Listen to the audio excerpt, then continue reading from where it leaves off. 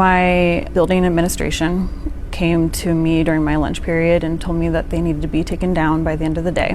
They told me that they were in violation of district policy because in today's political environment, they're considered a personal opinion. Did they say somebody complained about them?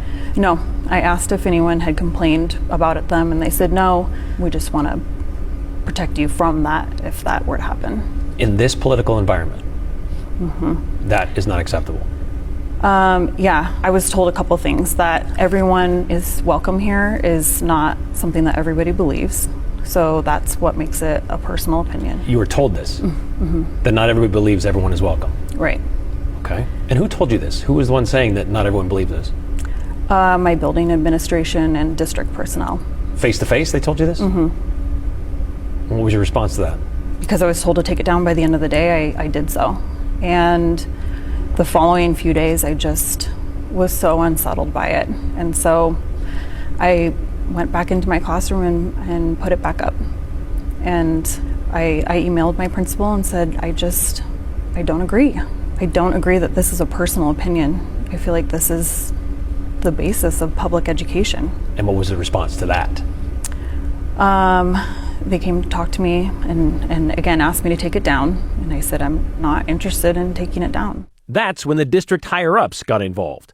In an email exchange with Chief Academic Officer Marcus Myers, he highlighted the section of district policy he says Sarah's signs violated, including the advancement of individual beliefs and district facilities should be content neutral. But more specifically, Myers pointed to Idaho Code, the Dignity and Non-Discrimination in Public Education Act, which says district employees and students shall respect the dignity of others and acknowledge the right of others to express differing opinions. And they're saying that putting up a poster that says everyone is welcome is a violation of that? Mm-hmm. Yeah, because everyone is welcome here, especially since the poster emphasizes in regards to skin color with the images of the hands, that is considered something that people have differing views on. And the differing view would be racist?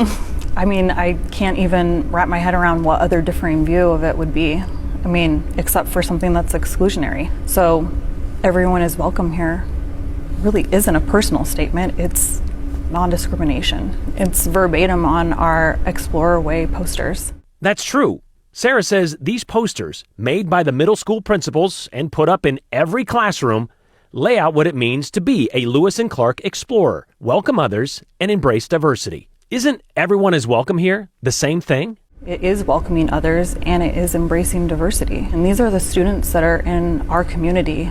I just feel like, as a teacher, and I feel like probably a lot of teachers share this sentiment, I would do anything to protect my students. I love all of them unconditionally.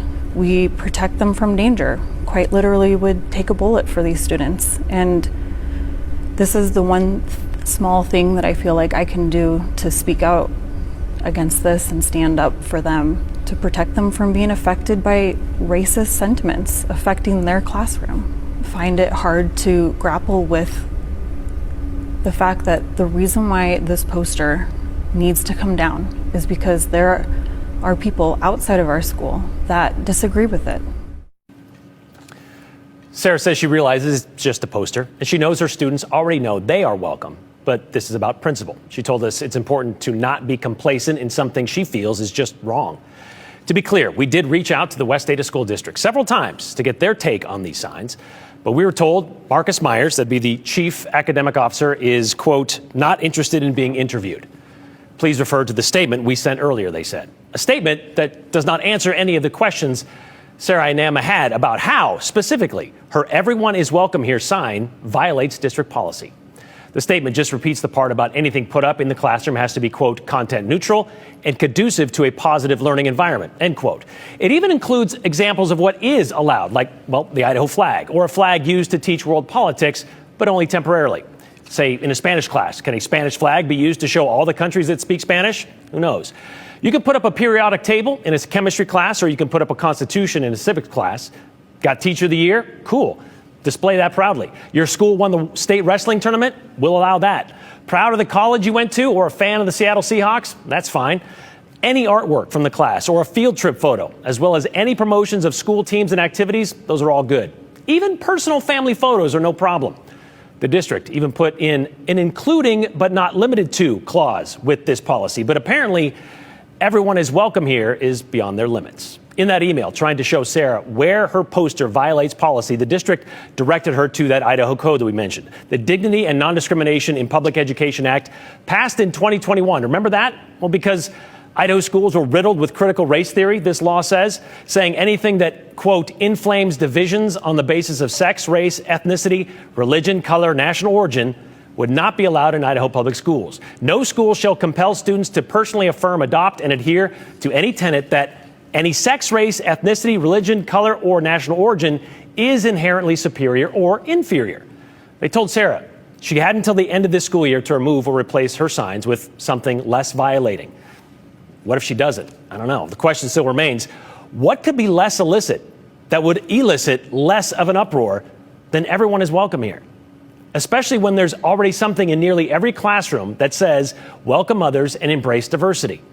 Other questions to consider. In this rush to be anti-woke, is it possible for the pendulum to swing too far the other way? What about this common sense mantra we've been hearing so much about? Is everyone is welcome here? Is that considered indoctrination? Does it inflame divisions on the basis of sex, race, ethnicity, religion, color, national origin? Well, these are questions Sarah would like answered, which is why she reached out to us. But we got the same response she did. Mr. Myers is not interested in being interviewed or talking about it.